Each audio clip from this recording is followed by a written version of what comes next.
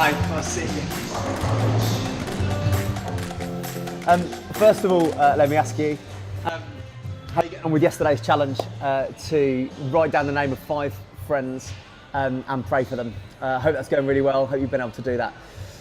Today, I want to introduce our first story in the 3-story living model, and that is God's story. And there's 2 things we need to do with God's story. First thing we need to do is we need to know it, and the second thing we need to do is live it. And the more we know it, the better we are at telling others about it.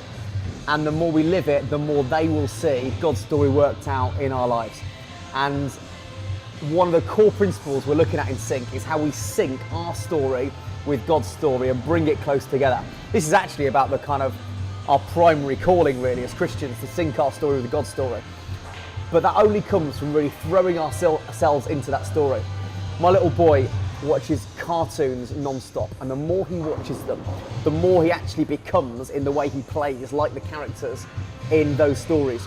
And the same should be true with us as Christians, that the more we read God's word, the more we throw ourselves into the story, the more like God we become, because the story invades our lives.